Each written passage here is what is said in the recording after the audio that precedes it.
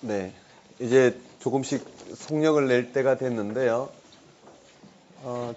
제 딜레마가 지난주까지 로마서를 장장 4개월 이상 매주 다뤘었거든요. 제게는 7타임이었는데 똑같은 강의를 일주일에 7번을 소거를 하면서도 7번 다 제게는 참으로 기쁨이 되는 시간이었어요. 이렇게 긴 시간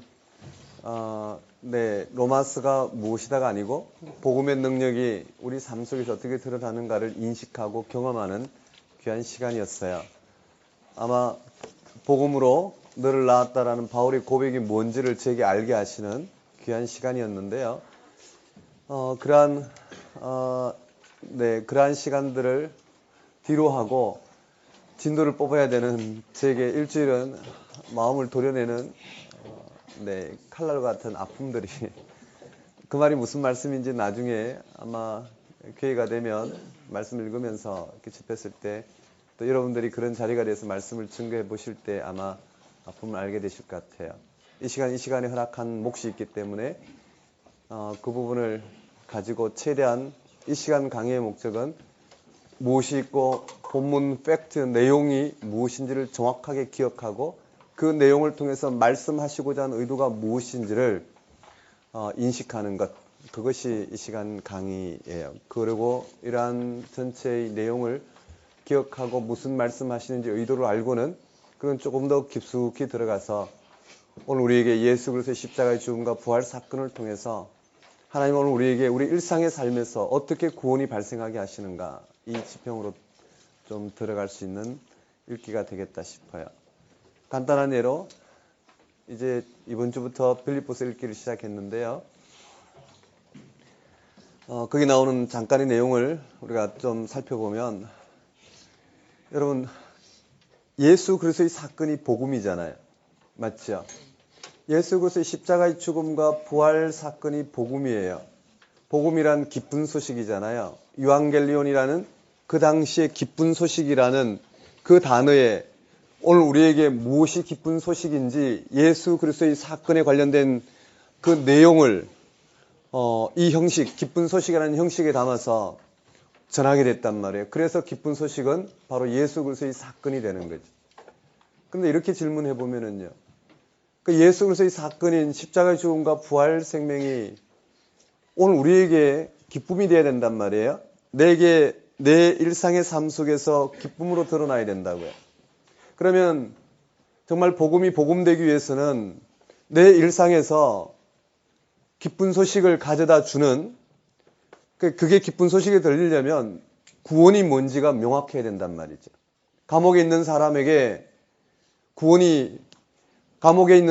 기쁜 소식은 그에게 구원이 무엇이냐에 달려있죠. 구원이 뭘까요? 그의 소원은 감옥에서 풀려나는 거예요. 그렇다면 그의 구원은 감옥에서 풀려나는 거고, 감옥에 풀려날 때 그에게는 그것이 기쁜 소식이 되는 거예요. 병든 사람이 병 고침 정도가 구원이라고 생각한다면 그에게는 기쁜 소식은 바로 병 고치는 거예요. 오늘 나에게 구원이 무엇이냐에 따라서 정말 복음이 복음으로 들려지는지 확인이 될 거예요. 오늘 나에게 일상의 삶에서 좀 편안함을 누리고 하루 세끼 밥을 먹고 노후 걱정 없도록 내 능력을 이 삶에 잘 적응할 수 있도록 빚어가고, 그리고 내 삶이 노후에서 어느 정도 보장받을 수 있도록 축적시켜가는, 자기를 확대하는 삶 정도가 구원이라 생각하는 사람에게는 예수 그리스도의 십자가의 죽음과 부활 생명이 절대 기쁜 소식이 될 수 없어요. 그에게는 지극히 이 땅에 세속적으로 살아가는 삶의 만족을 맛보면서도 죽어서도 천국 가는, 이와 같은 죽어서 천국 가는 하나의 티켓 정도로 예수 그리스도의 십자가의 죽음과 부활 사건이 작용하겠죠. 그에게 기쁨은 죽어서 천국 가는 정도일 거예요. 만일에 우리 일상의 삶에 내가 오늘 어떤 일이 일어나더라도 나에게 이 세상에 기대어 사는 삶이 결정적이지 아니하고 하나님께 기대어 사는 삶, 하나님이 예수 그리스도를 통해서 나에게 눈을 뜨게 하신 그 놀라운 하나님의 생명 가운데 내가 오늘 숨을 쉬고 살아계신 하나님을 향하여 한 발을 딛는 것이 나에게 결정적인 구원이라 생각하는 사람에게는 오늘 하루 평안한 잠자리가 그에게는 기쁜 소식이 되지 않을 거예요. 그러한 것이 결정적이지 않다라는 걸 아는 사람들에게는 예수 그리스도의 십자가의 죽음과 부활 생명으로 나를 다스리심으로 이 세상에 이것이 옳다고 생각하는 이 세상의 삶에 그리고 그것이 기대어 사는데 이미 익숙해버린 우리의 삶으로부터 그게 아니라는 걸 알고 이러한 삶이 우리에게는 결국은 죽음의 권세 아래 있는 삶이라는 걸 깨닫게 되고 결국은 우리가 기뻐하는 우리가 생각하는 그 구원, 그러니까 하나님이 우리에게 무엇이 구원이라는 걸 일러주신 그 구원을 우리가 품고 있는 한 우리 일상의 삶은 예수 그리스도의 십자가의 죽음과 부활 생명으로 내 삶은 기쁜 소식이 될 거라는 거예요. 그렇지 않으면요, 구원이 무엇인지 명확하지 않으면, 그렇죠, 세상 사람들이 그들에게 있어서의 구원이 무엇인지 우리 거기서 벗어나지 못하면 우리는 우리의 삶이 조금 더 확대되는 정도를 구원이라 생각한다면 예수 그리스도의 십자가의 죽음과 부활 생명과 무관하게 부활 생명으로 나를 다스리시는 그 하나님 놀라운 은혜와 무관하게 나의 기쁨은 어디 있느냐 하면은 이 삶에서 조금 더 확대되는 것, 내가 생각하는 이러한 삶이 조금 더 내게 가까이 오는 것, 내가 목표한 삶이 이루어지는 것, 그것이 우리에게는 기쁨이 될 거예요. 맞죠? 그것이 복음이 될 거예요. 그래서 복된 소식이 어떤 의미에서 내 삶 속에서 복된 소식이 되는지 그것을 우리는 이해할 수 있어야 되고 설명할 수 있어야 되고 경험할 수 있는 것, 그것이 성경을 읽는 목적이요, 또 성경을 통해서 무엇이 구원이고 그 구원이 확보되는 오늘 우리들에게 그 구원이 발생하는 그 사건이 우리에게는 복된 소식이 될 텐데, 그 복된 소식의 핵심은 예수 그리스도의 십자가의 죽음과 부활 생명을 통해서 우리에게 일어난 하나님 나라, 그 하나님 다스림이 우리에게는 복된 소식이 될 것이라는 거예요. 맞죠? 그럼 다시 한번 생각해 봅시다. 왜 예수 그리스도의 십자가의 죽음과 부활 생명이 나에게 기쁜 소식이 되는지, 내 일상에 밥을 먹는데 그 밥을 먹음을 알미암아 내 배부름이 나에게 복음이 아니라 기쁜 소식이 아니라 그거에도 불구하고 채워지지 않는 갈급함이 있어서 그 하나님이 그 생명으로 나를 다스리시는 그곳을 향해서 소망을 두고 하나님이 내 인생을 어떻게 생명력 있게 하셨는지, 내 인생이 어디에서 온전히 소생하는지 그런 갈급함을 채워주시는 그 소식에 우리가 기뻐할 수 있는 그 사실이 바로 우리의 실존, 우리 현실의 삶이라 볼 수 있겠죠. 그게 어디서 눈을 뜰 수 있을까요? 복음의 지평, 그러니까 복음의 능력에 붙들린다라는 것은 우리에게 구원이 무엇인지를 알려면 오늘 우리에게 일어난 예수 그리스도의 십자가의 죽음과 부활 생명이 무엇과 같은지, 오늘 우리 삶 속에 어떻게 살아 역사하시는지를 들여다본다면 우리는 이 구원의 지평을 조금 더 우리 삶 속에서 구체적으로 확인하게 될 것이고, 그때 예수님의 모든 사건은 우리에게 복된 소식이 되겠죠. 맞죠? 오늘 우리 하루의 삶을 한번 돌아보셔요. 정말 내가 예수 그리스도의 십자가의 죽음과 부활 사건으로 일어난 그 복된 소식이 정말 나에겐 기쁨이 되는지, 내 일상의 삶이 정말 기쁨이 되는지, 그 왜 기쁨이 되는지, 그 기쁨이 되는 이유가 무엇인지 그걸 생각해 본다면 내가 구원을 어디다가 무엇을 구원이라 생각하는가에 달려있다고 볼 수 있을 것 같아요. 이러한 부분들이 빌립보서에 들어가면, 로마서에도 펼쳐지고 있죠.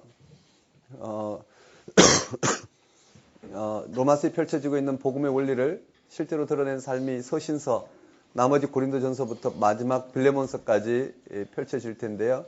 거기에 그는 빌립보서에서 왜 기쁨이라 생각하는지, 그러한 환난과 핍박 가운데에서도 왜 빌립보서를 기쁨의 서신이라 하는지, 그들은 무엇을 기쁨으로 여겼는지, 그들의 구원은 감옥에 풀려나는 것도 아니요, 이 세상에서 핍박에서 벗어나는 것도 아니고 실제 그들에게 구원은 무엇이었는지, 그래서 그들이 가장 기뻐할 수 있었던 것이 바로 예수 그리스도의 십자가의 사건과 부활에 동참하는 것, 그것이 일상의 이었다라는 거예요. 이것을 바울 서신은 로마서부터 마지막 빌레몬까지 아주 일괄적으로 구원이 무엇이고 어디에서 기쁨이 발생하는지 그것을 드러냄으로 말미암아 복음의 능력을 오늘 우리 가운데 전해주고 있다라는 거예요. 이러한 부분에 눈을 뜰 수 있는 좋은 시간이 됐으면 좋겠습니다.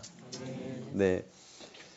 로마서와 고린도 전서부터 빌레몬까지 나머지 12서신, 바울 서신이 총 13권인데 12개, 로마서를 제외한 나머지 12권과는 차이가 있어요. 어떤 차이가 있느냐면 간단한 배경만 설명하고 지나갈 거예요.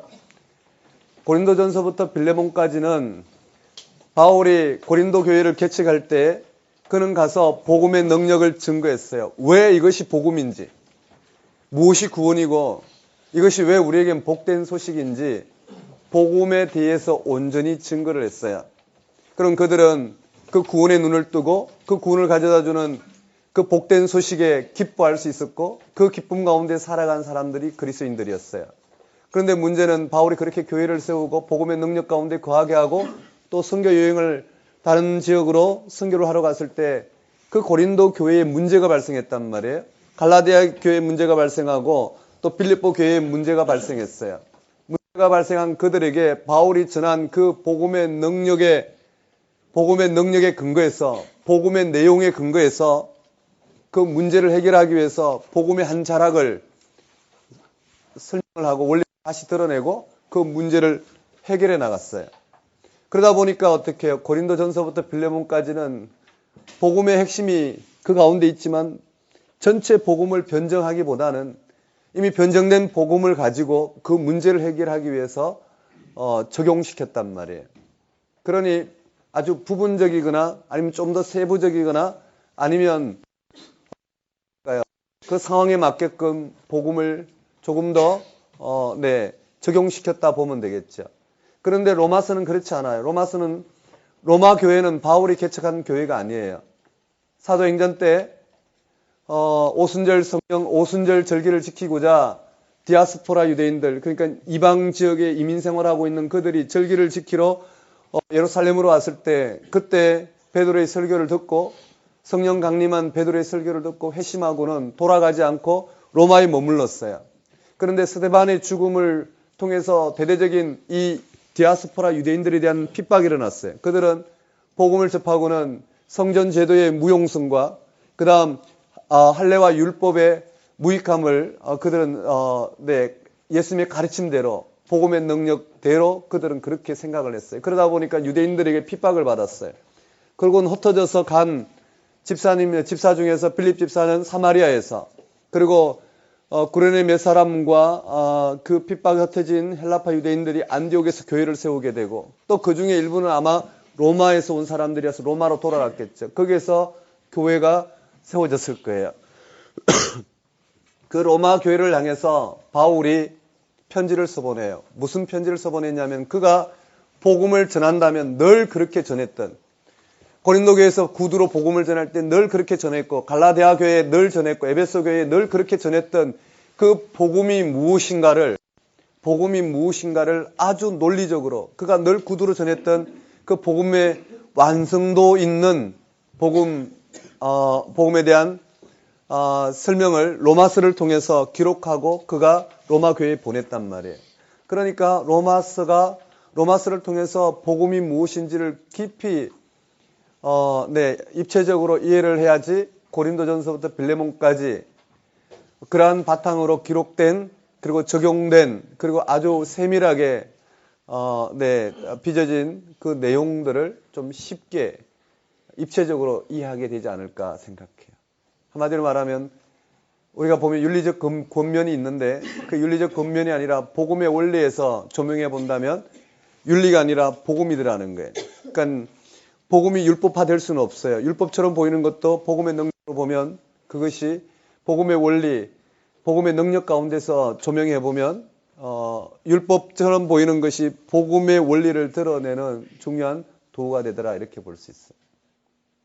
한마디로 말하면 바울 서신의 로마서가 맨 앞에 차지하게 된 이유도 나름대로 신학적으로 있더라는 거예요. 그게 무엇이냐? 서신에 언급된 복음의 핵심을 로마서를 통해서 아주 논리적으로 우리에게 복음이 무엇인지, 다시 말씀드리면 예수 십자가와 부활 사건을 통해서 임한 하나님 나라가 무엇이고 우리가 어떻게 그 하나님의 다스림 가운데서 살아갈 수 있을지, 어떻게 하면 이 땅에서 하나님 나라를 경험하고 살아갈 수 있을지를 아주 자세하게 설명하고 있는 서신서다, 이렇게 이야기해 볼 수 있을 것 같아요. 되셨나요? 우리 내용으로 들어갈게요. 내용을 직접 만지는 게 좋겠어요. 여러분 그 교재 A4를 펼치면 우리 교재 몇 쪽을 펼치냐면은 198쪽, 199쪽을 펼쳐보면은요.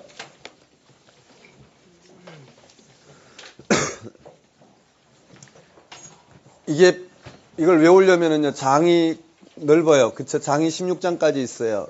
이 바둑판 구조로 외우는데, 교재에는요, 분량이 너무 많아서 1, 2, 3을 최대한 표현을 했어요. 때로는 1, 2, 3 또는 1, 2, 3으로 표현되더라도 그 전체 면에 항상 1, 2, 3이 들어가 있고요. 그 다음에 넘기면 4, 5, 6이 들어가 있고, 그 다음에 넘기면 7, 8, 9, 10 이렇게 돼 있어요. 이 교재에 있는 내용을 교재의 전체 펼쳐진 내용을 이 한 면 정도로 생각하고 교재에 본문이 다 실려 들어가다 보니까 교재를 계속 읽어주기만 하면 본문이 다 외워질 수 있도록 했는데요. 그것을 여러분들은 이 구조를 익힐 때는 그 로마서 앞에 있는 바둑판 이 형식을 통해서 구조를 익혀주셔야 돼요. 아시겠어요? 네, 그래야지 내용이 명확해질 수 있어요. 자, 로마서는 로마에 있는 교회들에게 바울이 그동안 복음을 전한 그 복음의 핵심이 무엇인지를 다시 써서 그들에게 들려주고 있는 것이 로마서다 할 수 있어요. 거기에는 여러 가지 이유가 있을 수 있죠. 로마 지역에 있는 기독교인들에게는 심각한 도전이 두 가지가 있었어요. 그게 무엇이냐면 복음의 능력을 세속화시키는 두 가지 큰 위협이 있었는데 첫 번째는요. 로마의 법이에요. 로마에서 살기 때문에 로마의 법제도가 그들에게는요. 큰 위협이 됐고 두 번째는 유대교 출신 기독교인들이 즉 유대교 출신 기독교인들 그러니까 이스라엘 지역 내에 있던 기독교인들이 순회하면서 로마 지역으로 가서 뭘 가르쳤냐면은 아마 우리가 서론에서 우리가 이미 쭉 이야기를 나눴던 건데요. 뭘 가르쳤느냐면은요. 율법을 지켜야 된다라는 거예요. 기독교인들도 너희들도 복음을 들었지만 복음으로 하나님과의 관계가 올바르게 됐기 때문에 하나님 백성들에게 준 그 율법을 너희들도 당연히 지켜야 된다고 그랬어요. 무슨 말이냐면 우리가 아프리카에 복음을 전해놓고 아프리카 사람들이 옷도 안 입고 예배를 드리니까 너희들 당연히 옷을 입고 예배를 드려야 된다라고 이야기하듯이요. 그들의 이전에 복음을 통해서 하나님을 만나기 이전의 삶을 절대화시켜서 이방 지역에 있는 이 헬라파 유대인들에게도 율법을 지켜야 된다고 이야기했어요. 그것이 뭐라고요? 하나님 앞에 의롭게 되는 길이라고 이야기했어요. 이 말 무슨 말인지 이해되시죠? 조금 하면서 설명을 드릴게요. 그러한 위협들이 있었기 때문에요. 그리고 그러한 가르침에 그들은 어느 정도 동조를 했고 세속화되어 갔어요. 그들에게 진짜 복음이 무엇인지를 바울은 전하게 된 내용이 바로 로마서 내용이라는 거예요. 그 전체 우리 흐름을 한번 보면은 한번 따라하겠습니다. 믿음으로 의롭게 됨. 로마서는 1장부터 4장까지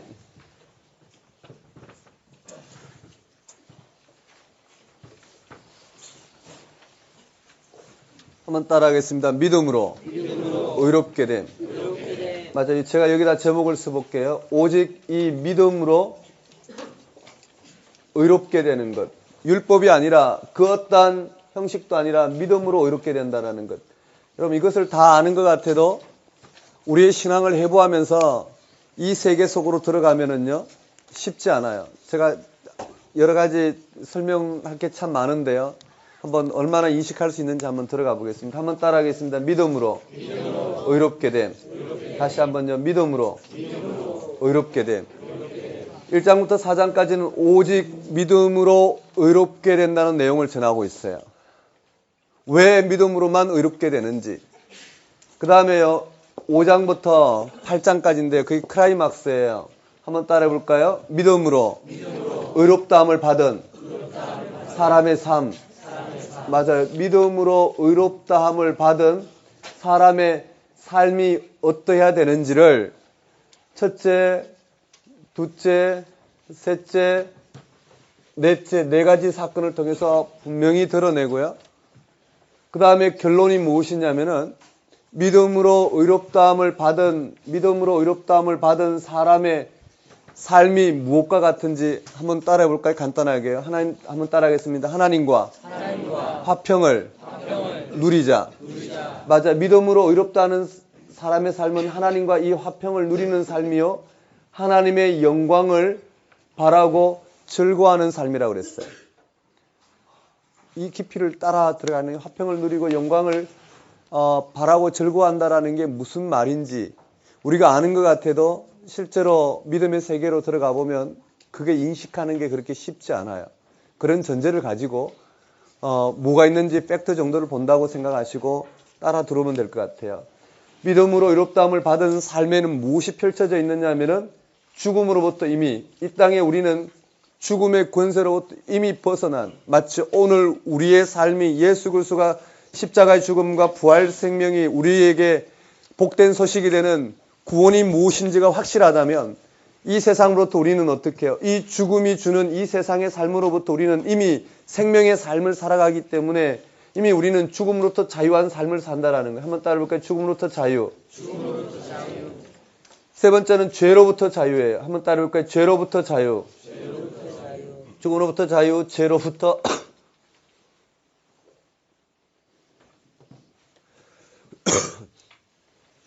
그 다음에 네 번째는 한번 따라해볼까요? 율법으로부터 자유. 네, 율법으로부터 자유예요. 이 크기가 얼마나 큰지 읽어보면 우리가 읽으면서 확인할 거고요.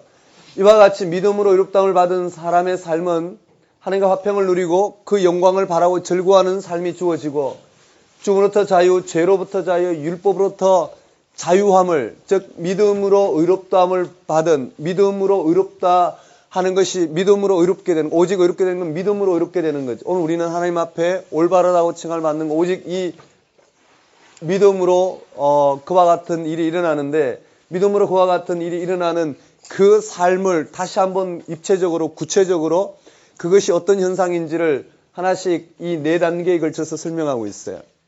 분명히 우리는 믿음으로 말미암아 의롭다함을 받은 삶을 이와 같이 살아가는 현실인데도 불구하고 우리의 실존은 그게 그렇게 쉽지 않다라는 거예요. 그래서 여기 바울은 뭐라고 이야기하냐면 오라 나는 공고한 사람이도다 이 사망에 보면서 누가 나를 건져내랴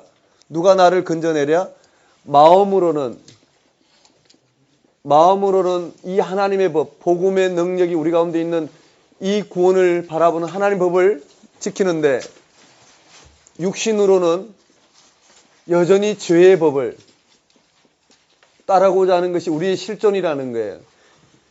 그래서 로마서의 핵심은 8장이에요. 어떻게 하면 마음으로는 하나님의 법을 육신으로는 죄의 법을 숨기고자 하는 이 삶의 실존에서 벗어날 수 있을까? 어떻게 하면 벌써 벗어날 수 있을까? 우리가 너무나 잘 아는 말씀 같지만 참으로 어려운 한번 따라볼까요? 성령 안에서. 네, 성령 안에서 삶이 이와 같은 모든 것을 이룰 수 있다라는 그 성령 안에서 삶이 무엇인지 8장에서 아주 자세하게 드러내고 있어요. 그리고는요, 네, 여기까지만 다뤄볼까요? 한번 해보겠습니다. 믿음으로 의롭게 된, 믿음으로 의롭다함을 받은 사람의 삶. 네, 그렇게 돼 있어요. 8장까지가 그 내용인데요. 그 다음에 이 내용들을 9장에 적용시켰어요. 이스라엘에게, 자기 민족 이스라엘의 구원 문제에 한번 따라해볼까요? 이스라엘의 구원과 심판. 이스라엘에게 이 믿음으로 의롭다는 삶을 적용시켜서 이스라엘이 어떻게 해야 구원을 받을 수 있을지를 9장부터 11장까지를 자세하게 기록해 놓고 있어요. 이게 이스라엘의 구원 문제예요.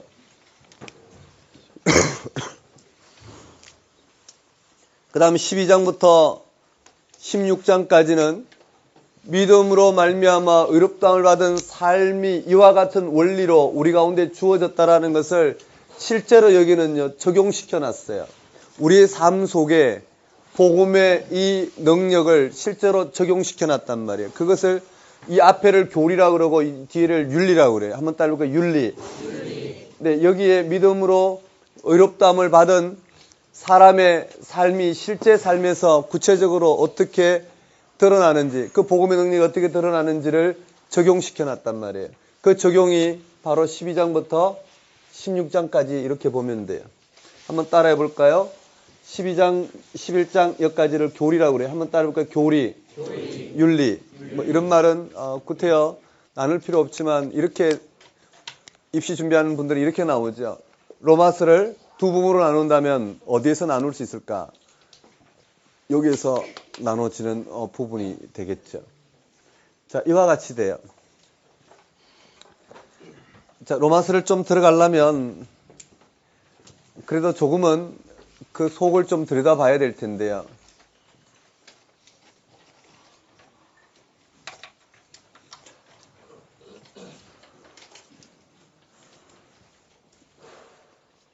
네, 조금은 속을 좀 들여다봐야 될 텐데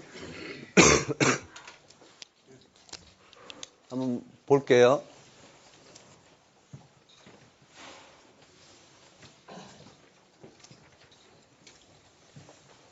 네, 하나님께서 우리를 지으실 때, 창조하실 때 우리 그대로 창조 목적 그대로 오늘 우리가 죄를 짓기 이전에 우리가 있었던 것을 바로 생명의 근원 대신 하나님의 생명에 연결되어 그 하나님의 충만한 생명 가운데 그했던 피조물이었어요. 맞죠? 우리는 하나님 창조하실 때 생명을 근원 대신 하나님께서 하나님에게만 있는 그 생명, 온전히 생명이 주권자 되신 그 하나님께서 오늘 우리 피조물에게 그 생명을 허락하셨단 말이에요. 맞죠? 하나님은 우리의 창조주라시라는 고백을 해요. 생명은 누구께 있나요? 하나님께 있단 말이에요. 하나님이 우리를 지으신 방식이 바로 우리가 설명하자면 그것을 생명현상이라고 이야기해 본단 말이에요. 하나님이 우리를 지으실 때 그 온전한 생명이 무엇인지 우리는 아무도 몰라요. 다만 예수 그리스도의 십자가의 죽음과 부활 생명을 통해서 우리에게 드러난 하나님께서 그 생명이 우리에게 다시 허락됐다는 것만 알아요. 그리고 그 생명이 하나님 앞에 온전하게 된다는 걸 알아요. 맞죠?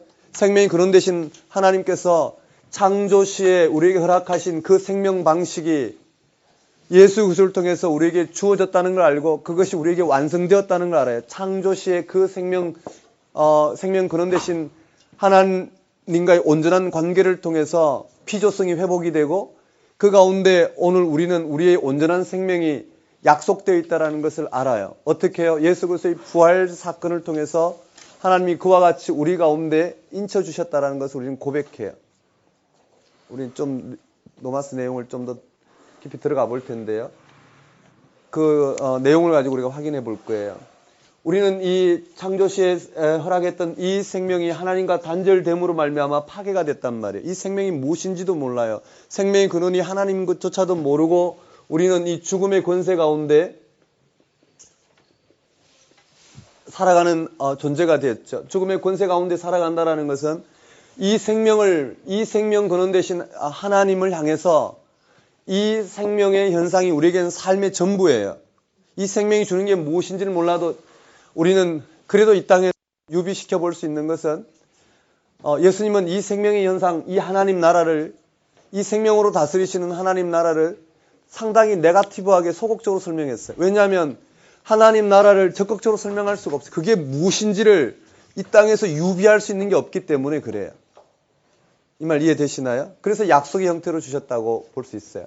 즉 예수님은 비유와 가르침을 통해서 이 땅에서 살고 있는 삶이 이 생명 현상이 아니라는 것, 하나님 허락하신 이 생명 현상이 아니라는 것을 드러내면서 이 땅의 삶은 결국은 죽음으로 갈 것이요. 이 땅의 삶은 결국은 죽음으로 갈 것이요. 예수 그리스도의 십자가의 죽음과 부활 생명을 통해서만 우리는 이 생명으로 향해 갈 수 있다라고만 그 길을 가르쳐 주셨단 말이에요. 그리고 그것을 예수님을 통해 약속되었다는 걸 들려주고 있죠. 좀 더 쉽게 가보면은요. 우리는 이 생명 현상이 무엇인지 몰라요. 이미 단절되었기 때문에. 그리고 우리는 이 죽음의 권세 아래에서 이와 같은 생명 방식으로, 우리의 이와 같은 생명 방식으로 우리는 이것을 생명이라고 생각하고 열심히 이 땅의 죽음의 권세 아래 우리는 살아간단 말이에요. 그래서 이 생명, 즉 여기에서 우리는 기쁨이라 표현해 볼까요?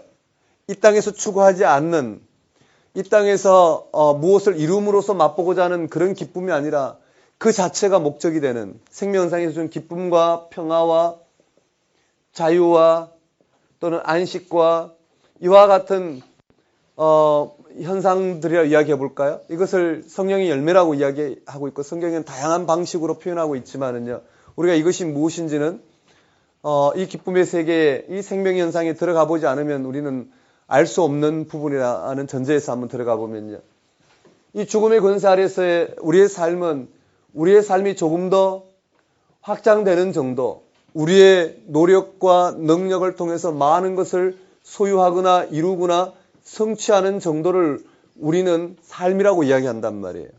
그리고 그렇지 않더라도 소유는, 예를 들어서 나는 소유와 성취가 삶의 기쁨이 아니라 남을 섬기는 것이 나에겐 기쁨이라 하더라도 그 섬김 또한 이 사회가 그에게 가치를 부여한 결과에 불과하단 말이에요.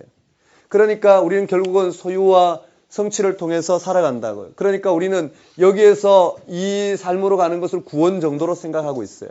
여기서 이 삶 정도로 가는 것을 기쁨이라 생각하고 있고, 여기서 이 삶 정도로 가는 것을 평화라 생각한단 말이에요. 맞죠? 내가 저 사람과 싸웠는데 그 싸움에서 갈등이 일어나서 난 도저히 못 견디겠는데 화해하는 정도를 우리는 평화라 생각한단 말이에요. 맞죠?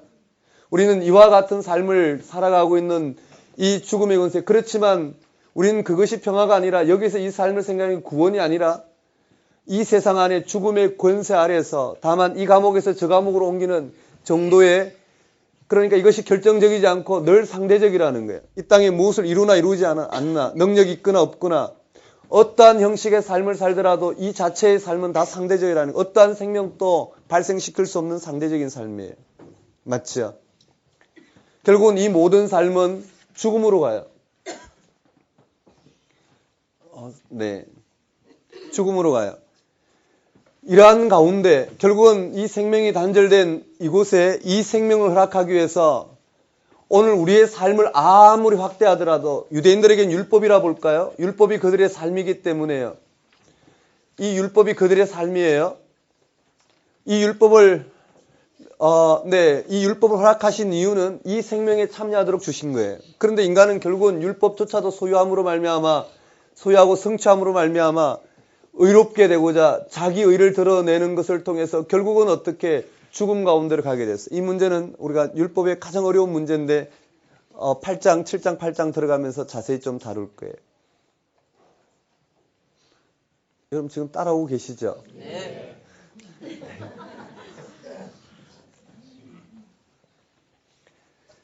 네. 우리에게는 이 삶이고요. 유대인의 삶이 율법을 실현시키는 거기 때문에요. 결국은 이 삶과 율법의 목적은 이 생명을 향해 가는 건데, 결국은 자기를 실현하는 이 자기 의를 통해서 결국은 죽음이에요. 죽음으로 가게 돼 있어요. 그게 왜 그런지 원리는 좀 이따 보면 되고, 이와 같은 삶 속에 하나님은 이 생명을 허락하기 위해서 우리의 모든 삶은 결국은 죽음으로 가는, 이 죽음의 권세 아래에 있는 우리의 삶을 결국은 우리 삶에서 결국은 이 생명을 우리에게 허락하기 위해서 예수 그리스도의 십자가의 죽음과 부활 사건을 이 땅 가운데 드러내셨단 말이에요. 우리는 이것이 구원이고, 우리는 어떤 소유와 성취를 통해서 이루고자 하는 것은 이 죽음의 권세 아래 우리의 삶이란 말이에요. 그런데 이 죽음의 권세와는 전혀 다른 구원이 우리 가운데 발생했어요. 그것이 무엇이냐면은 예수 그리스도의 십자가의 죽음과 부활 사건을 통해서 오늘 우리 가운데 무엇이 주어졌냐면 이 생명이 주어졌어요. 복음은 무엇이냐면은 오늘 우리에게 결국은 우리의 어떠한 삶에도 죽음으로 가는 이 죽음에서 우리에게 이 단절되어진 창조주 하나님부터 주어진 그 인간의 피조성이 회복되는 생명이 우리에게 주어졌다라는 거예요. 이 생명이 주어진 것, 이 세계로 주어진 이 생명이 주어졌다는 게 구원이라는 거예요. 이게 어떻게 주어졌느냐 하면은 예수 그리스도께서, 우리는 이 예수 그리스도의 십자가의 죽음과 부활 사건을 믿어요. 맞죠? 하나님께서 오늘 우리에게 믿게 하셨다고요. 제가 너무 생략해서 말씀드렸지만은요. 아무튼 결과가 딱딱딱 가볼 테니까요. 우리가 믿는다라는 건, 예수님을 믿는다라는 건 예수님이 그리스도시라는 걸 믿는 거고, 예수 그리스도를 믿는다라는 말은 예수 그리스도의 십자가의 죽음이 나의 죽음이 되고, 예수 그리스도의 부활 사건이 바로 나의 사건이 되도록 인쳐주신 하나님의 약속을 믿는다는 거잖아요. 맞나요? 다시 말씀드리면, 우리가 인식할 수 있는 범위로 말씀드리면, 우리는 예수 그리스도를 구주라 고백해요. 예수 그리스도를 구주라 고백하신 것은 바로 성령께서 오늘 우리에게 허락하신 사건이에요. 오늘 우리에게 하나님의 사랑을 우리 마음에 확정시켰다고. 그게 뭐냐면 예수 그리스도가 나의 구주라고 고백하는 거예요. 그런데요, 예수 그리스도가 나의 구주가 되는 이 복된 소식이, 그 내용이 무엇이냐면은 하나님이 우리에게 당신의 사랑을 확정하신 예수 그리스도가 나의 구주가 되도록 고백하신 그 고백에 무엇을 하나님께서 확정시켜 줬느냐면, 우리가 그 고백을 하면서도 그 내용을 우리가 알든 알지 못하든 우리 가운데 이미 확정시켜 놓으신 사건이 무엇이냐면요, 우리가 이 땅에 살아가면서 맛보는 이 죽음을 지불하시고, 그 예수 그리스도의 죽음을 예수 그리스도가 나의 구주라고 받아들이는 모든 그리스도인들에게 하나님은요, 예수 그리스도에게 허락한 십자가에 죽은 예수 그리스도를 살리신 그 생명의 근원 되신 그 하나님께서 예수 그리스도에게 이 생명을 허락하신 그 생명을, 이 역사 안에 예수님을 믿는 모든 이 땅에 살아가는 피조물들에게 바로 그 부활 생명, 즉 창조시 허락했던 이 생명을, 인간이 이 땅 가운데 스스로 취할 수 없는 그 생명을 허락하신 사건, 그것을 우리 가운데 약속해 놓으셨다고요. 맞죠?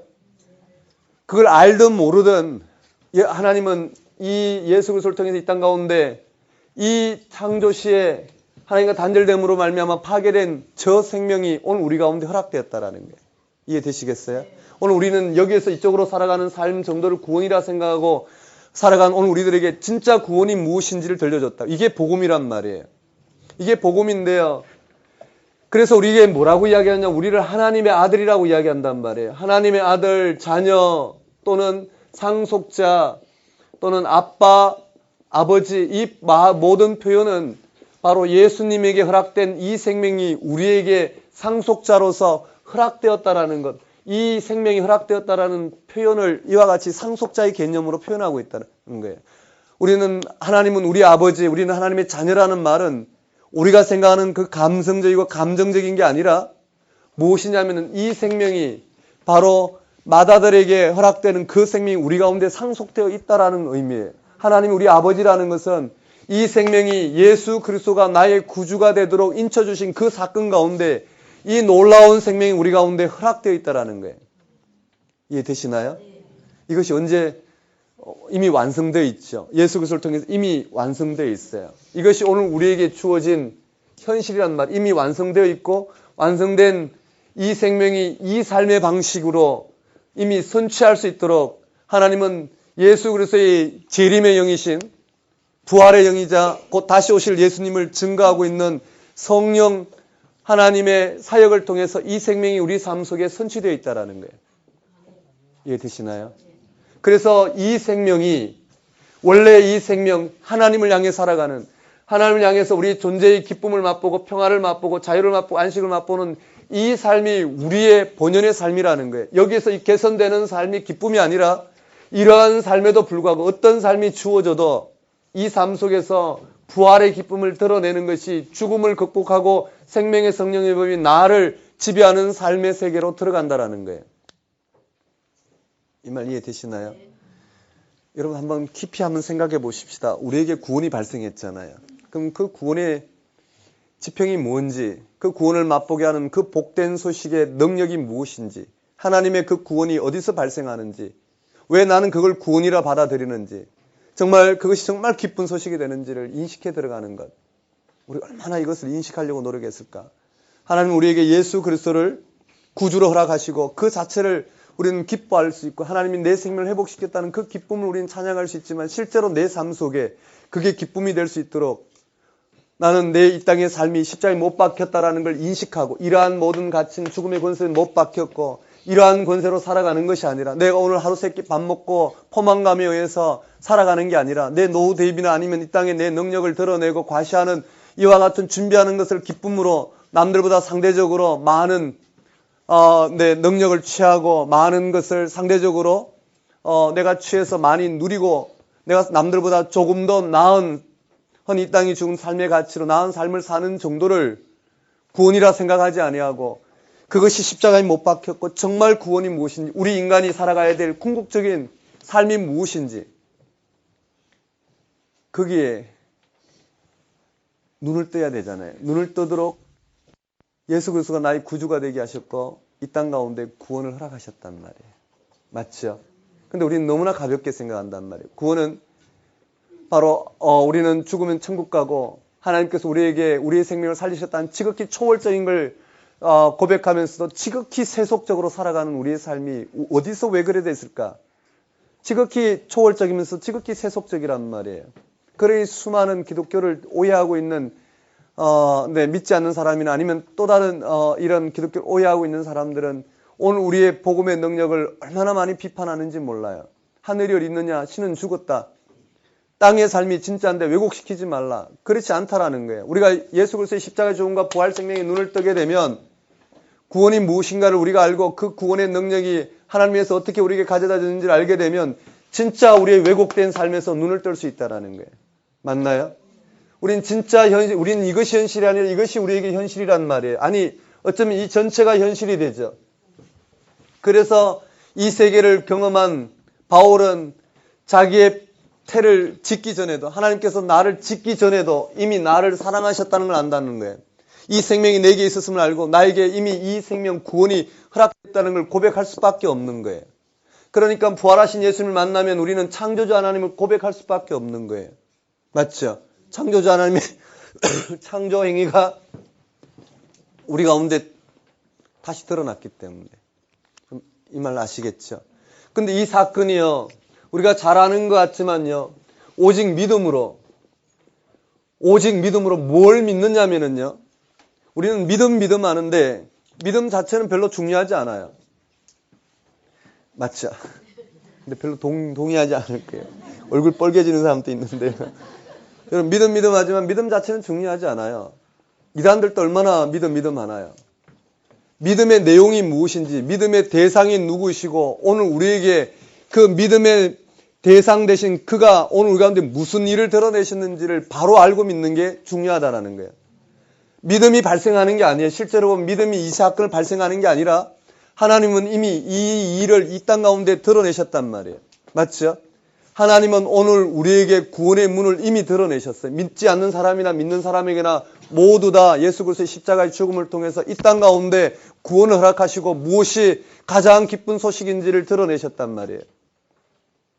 우리는 그 드러내신 그 하나님의 영이신 성령의 역사하심으로 우리는 그 세계를 바라볼 수 있었고 우리는 그 세계를 믿고 있다라는 거예요.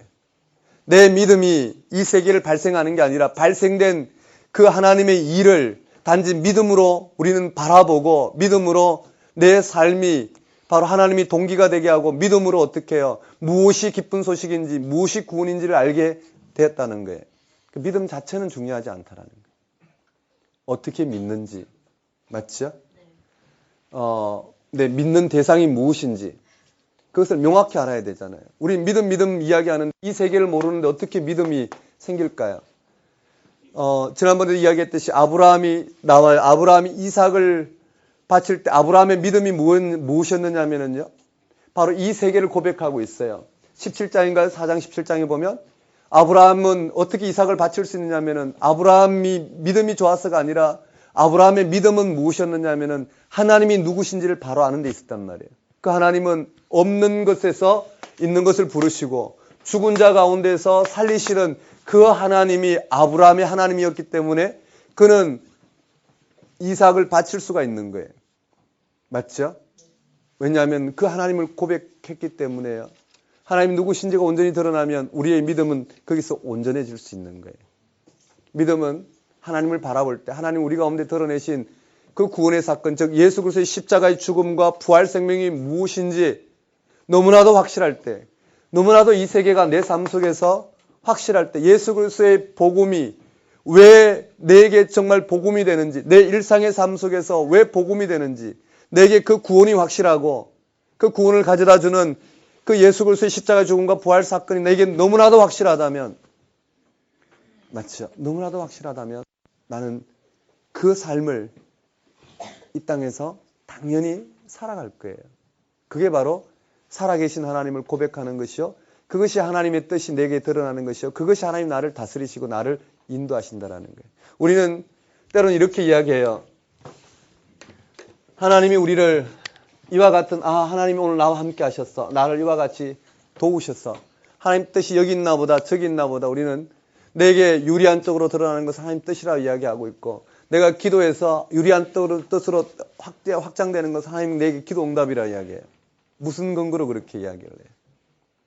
우리는 이미 구원의 표상이 왜곡되었는데 어떻게 예수 그리스도의 십자가의 죽음과 부활 생명으로 다스리는 그 궁극적인 구원이 어떻게 그런 모습으로 우리 가운데 드러난다고 이야기할 수 있을까요?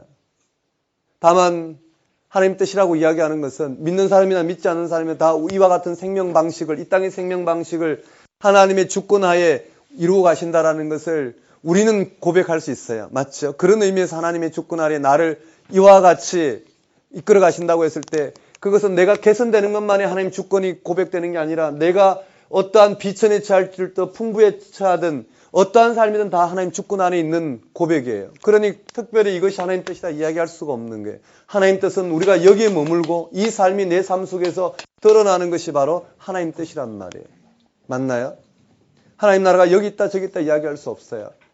특히 신약 성경 27권은 다 이 세계를 들어서 구원이라고 이야기해요. 그래서 처음부터 끝까지 모든 문제, 초대교회의 모든 문제를 이 지평에서 설명해낸단 말이에요. 다시 말씀드리면 예수 그리스도의 십자가의 죽음과 부활 생명을 통해서 그 문제를 해결한단 말이에요. 그 말은 이 문제가 잘 되고 못 되고가 구원이 아니라 실제 어디서 구원이 발생하는가, 그 구원을 가지고 설명한다라는 거예요. 맞죠? 예를 들어서 제가 누구와 싸웠다고 봅시다. 싸웠어요. 그러면 싸움에서 내게 복음은 뭘까요? 그가 굴복해서 미안하다고 나한테 사과하든 아니면 싸운 그 문제가 화해가 되는 것이 나에게는 복음이 될 거예요. 맞죠? 그런데 성경에서는 그걸 복음이라고 하지 않는단 말이에요.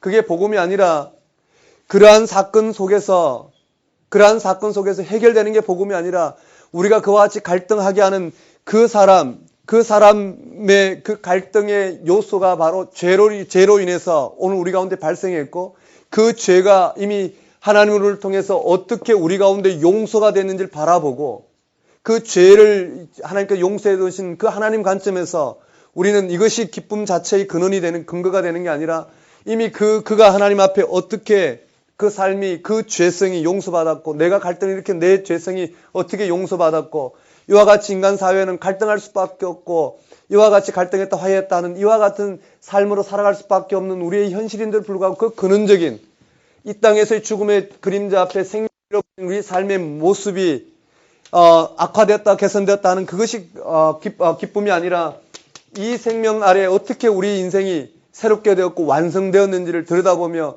항구적인 그런 갈등이 해결된 그 하나님의 부활 생명을 통해 다스리시는 그것이 오늘 우리에게는 기쁨이 된다라는 거예요. 이해되시나요? 배고프면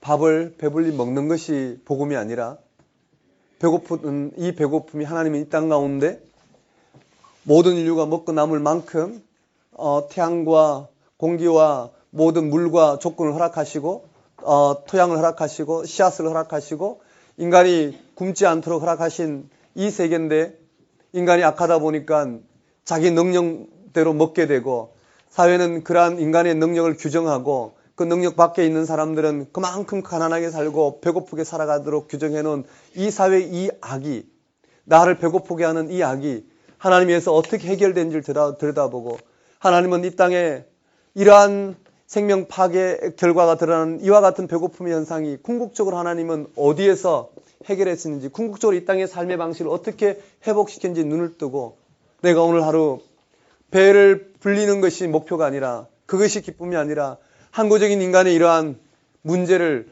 어떻게 주님께서는 해결해 놓으셨는지, 인간이 해결할 수 없는 이 생명 현상을 어떻게 해결해 놓으신지 그 기쁨을 맛보고, 내 육신의 삶은 비천하고 내 여기에서의 어떤 삶은 한계가 있다 하더라도 이 생명이 나를 어떻게 지금 주장하고 있는지, 하나님은 그 생명 가운데 인간이 배불러도 줄 수 없는 그 항구적인 인간의 목마름을 어떻게 하나님께서 배고픔을 채우셨는지 그걸 들여다보고 살아가는 그것이 뭐라고요? 구원이요? 복음이 된다라는 거예요. 추상적인 것 같죠? 그렇지 않다라는 거예요. 이게 추상적인 게 아니라 우리에게는 실질적인 부분이라 할 수 있어요. 맞나요? 실질적인 부분이에요. 이 세계가 너무나 분명한 사람은 이 땅을 소유하고 확대시키는 정도를 구원이라 생각하지 않을 거예요. 오늘 우리가 그저 이 땅에 일어나는 하나님의 일이라고 생각하고 전도나 아니면 선교나 아니면 봉사나 이러한 것들 하나님 일이라고 생각하지 않을 거예요. 하나님이 나에게 하시고자 하는 일은 이 구원에 참여하는 거예요. 이 구원에 참여하지 않더라도 하나님은 그저 아주 값싼 은혜로 살아가고 이와 같이 이것이 구원이라 생각하는 사람들에게도 전도가 발생하고 선교가 발생해요. 하지만 그것이 하나님의 일이 아니에요. 그것이 하나님이 그에게 하고자 하는 일이 아니라고요. 하나님 그가 아니라도 다른 사람을 통해서 그 일을 얼마든지 일으키신단 말이에요. 하나님은 그를 통해서 하시고자 하는 일은 바로 이 복음의 기쁨, 날마다 구원이 이루는 것. 이해되시나요? 우리는 이렇게 이야기해요. 나는 예수 잘 믿지 않았을 때도 나는 이렇게 이 세계를 잘 모르고 그냥 단순하게 그저 하나님 앞에 열심히 기도했더니 집도 주시고 이와 같이 했더니 이와 같이 평생 하나님 앞에 열심히 드렸더니 열심히 드린 만큼 내 삶을 만져주셨더라. 그리고 내가 얼마나 하나님 일을 잘했느냐. 내가 100명 이상 전도했다. 이 정도면 됐지. 이 세계에 들어온다 해서 달라질 게 있느냐. 그렇게 이야기했지만 그렇지 않다라는 거예요. 그 일은 미시오데이라고요. 하나님의 선교예요. 하나님이 그를 통해서 하시든 하지 않든 네. 그에게 구원이 발생해야 되는데 그게 구원이 아니라는 거예요. 이 말 이해되시나요? 오해가 없었으면 좋겠어요. 우리는 이렇게 내가 성경 읽지 않아도 기존 교회에서 그냥 그대로 이렇게 살아가도 별 불편함이 없더라. 맞아요. 불편함이 없을 수 있어요. 되려 편할 수가 있겠죠. 이 땅의 삶의 방식이니까요. 하지만 그게 구원이 발생하지 않는다고요.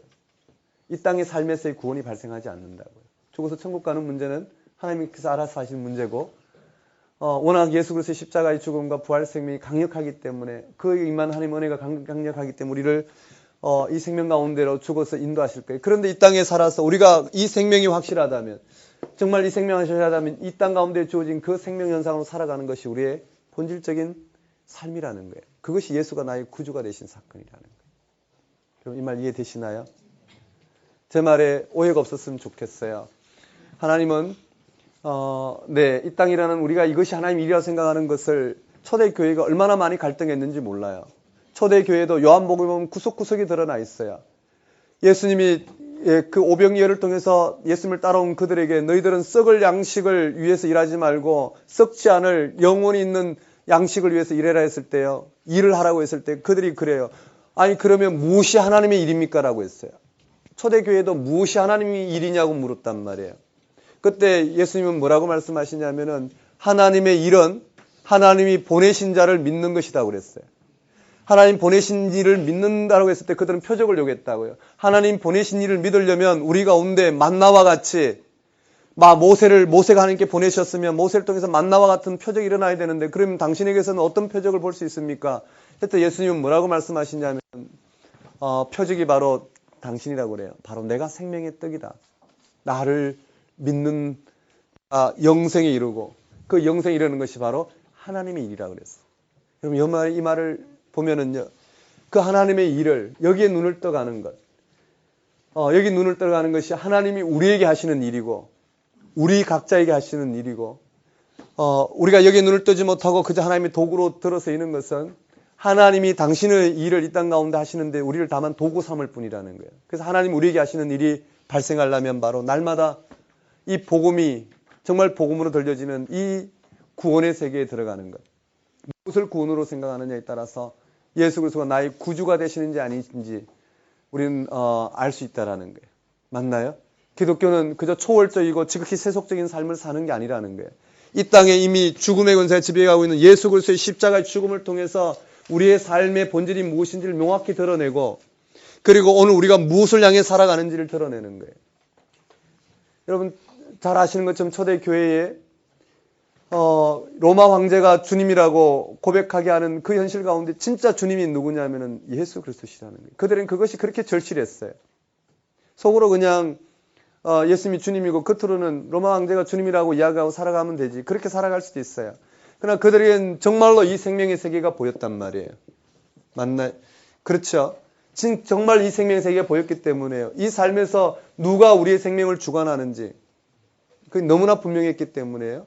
그들의 구원은 육신의 죽음을 맛본다 하더라도 어떻게 해요?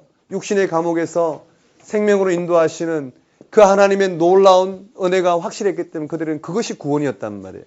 그들은 사자굴 속에 떠들어서 십자가에 죽는 한이 있더라도 또 십자가의 죽음에 죽는 한이 있더라도 그들은 그것이 구원이었단 말이에요. 오늘 우리의 구원은 무엇일까? 이 땅의 삶이 확대되는 것이 구원이 아니라 이러한 모든 삶에도 불구하고 이 모든 것이 다 하나님 뜻이 드러나는 우리의 삶의 형태이고 이 생명이 드러나는 삶, 이 구원이 발생, 예수 그리스도의 십자가의 죽음과 부활 생명이 내 삶 속에서 구체화되는 것, 그것이 우리에게 구원이라는 거예요. 맞죠? 성경을 그래서 읽는 거잖아요. 성경은 이 세계를 확보하고 우리에게 들려주고 있어요. 꼼꼼히 읽으면 읽을수록 우리에게는요, 왜 이것을 구원으로 받아들이지 못하는지에 대한 예수 그리스도의 십자가에 못 박혀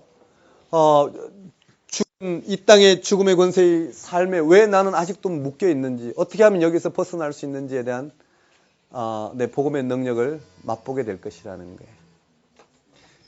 여러분, 그런 부분들을 지금 로마서에서 하나씩 드러내고 있어요. 우리 10분 쉬었다가 이걸 배경으로 로마서를 하나씩 한번 보도록 하겠습니다. 10분 쉬겠습니다. 밖에 스터디 신청했던 분들 밖에 복도 이쪽 벽에